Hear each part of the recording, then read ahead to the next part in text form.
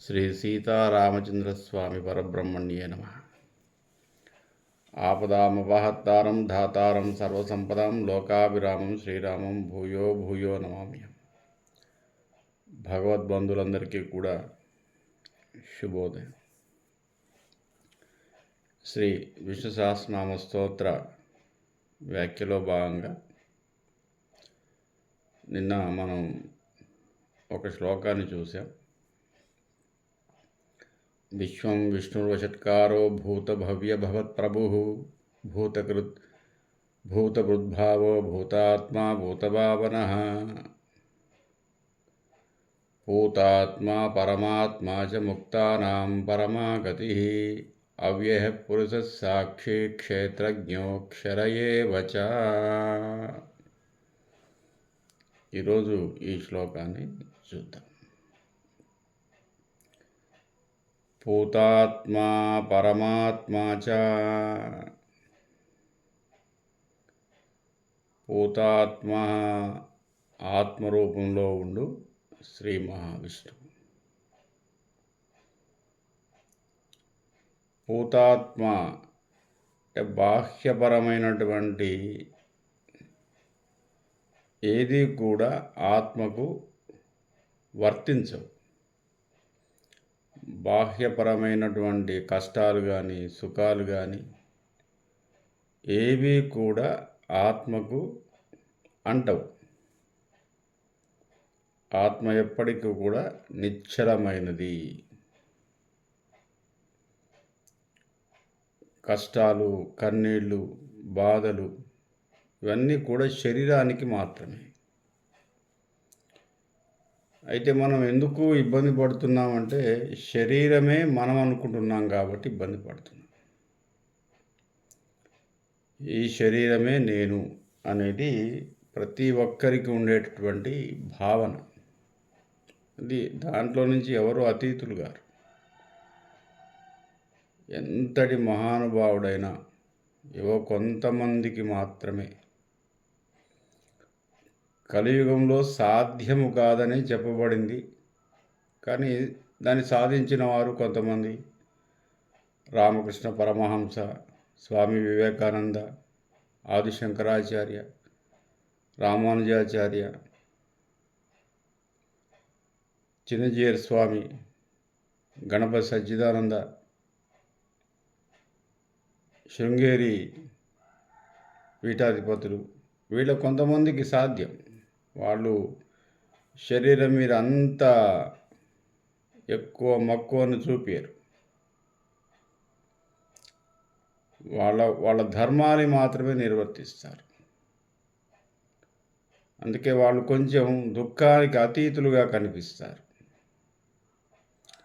ఈ దుఃఖాలకు, ఈ ప్రాపంచిక విషయాలకు అతీతులుగా మనకు గోచరిస్తారు. ఎందుకంటే వాళ్ళ ధర్మాన్ని నిర్వర్తిస్తున్నారు కాబట్టి. అంటే వాళ్ళంతా సన్యాసులండి, వాళ్ళకి భార్య పిల్లలు లేరు కాబట్టి, ఒంటరి కాబట్టి ఎవరైనా ఉండగలుగుతారు. కానీ సాధ్యం కాదు, అట్లా ఉండటం కూడా సాధ్యం కాదు. సాధన చేయటం ద్వారా మాత్రమే సాధ్యం తప్ప మిగతా సాధ్యం కాదు. మామూలు మనుషులకు కన్నా గొప్ప ఆత్మ నిగ్రహం ఉంటుంది వాళ్ళకి. మనోనిగ్రహం వేరు.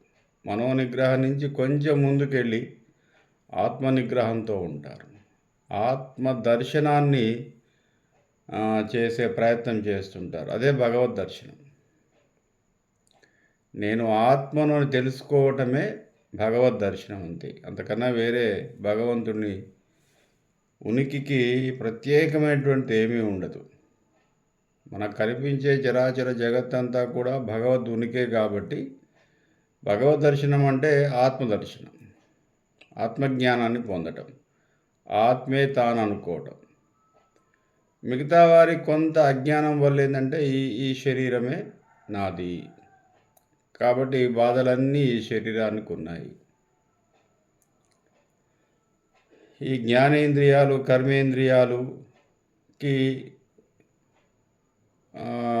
మనసు ఒకటి ఉంది. అది కూడా ఒక రకమైనటువంటి ఇంద్రియం. కానీ అది కనిపించదు. కనిపించకున్న ఈ 10 రకాల ఇంద్రియాలని అది అధికారిగా నిర్వర్తన చేస్తుంది. ఆత్మ వేరు, మనసు వేరు.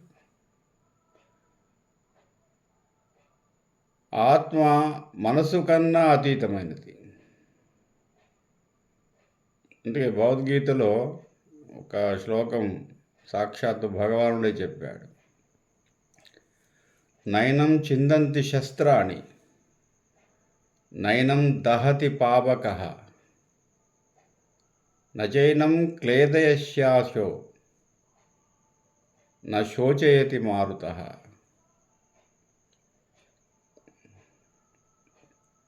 నయనం చిందంతి శస్త్రాన్ని, ఎటువంటి శస్త్రము కూడా ఆత్మను ఛేదించలేవు. శస్త్రాస్త్రాలు ఏవి కూడా ఆత్మని ఛేదించడం సాధ్యం కాదు. నయనం దహతి పావకః, పావకుడు అంటే అగ్నిదేవుడు. అగ్ని వల్ల ఆత్మను కాల్చలేము. ఈ శరీరం పోయిన తర్వాత శరీరాన్ని కాల్చగలుగుతాం, ఆత్మని మనం కాల్చలేము. అది పరమాత్మలో ఐక్యమైపోతుంది. నయనం చిందంతి శస్త్రాన్ని నయనం దహతి పావకః నచైనం క్లేదయంత్యాశో ఆపహ నచైనం. ఆపహ అంటే నీరు తడపలేదు. ఆత్మని అగ్ని దహించలేదు, నీరు తడపలేదు. న శోషయతి మారుతః, మారుతము అంటే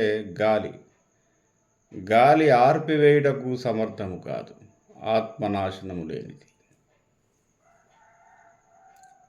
శస్త్రము చేత ఛేదింపబడదు, అగ్ని చేత దహింపబడదు, గాలి ఆర్పివేయుటకు సమర్థము కాదు, నీరు తడపజాలదు. ఆత్మ నిత్యం, అనంతం,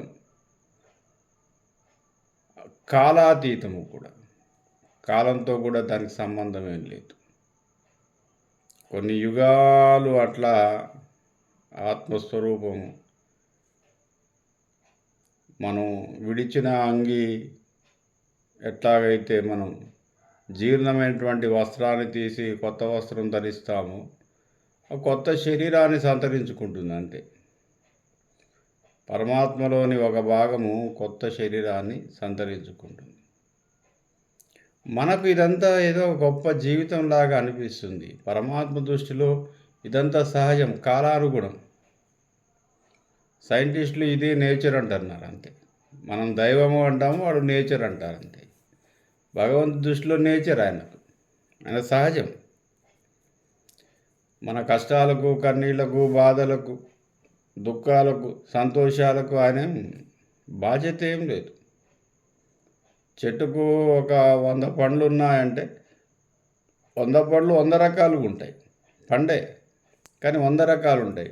రుచి కొంచెం భేదం ఉంటుంది, సైజులో కొంచెం భేదం ఉంటుంది. కొన్ని పుచ్చిపోయి ఉంటాయి, కొన్ని ఏవో ముక్కబట్టినట్టుగా ఉంటాయి, కొన్ని కుక్కమూతి పిందెల్లాగా ఉంటాయి, కొన్ని బాగా లావవుతాయి, కొన్ని బాగా పండవుతాయి, కొన్ని ఎన్ని రోజులు ఉన్నా కానీ పండు కావు, కచ్చగానే ఉంటాయి.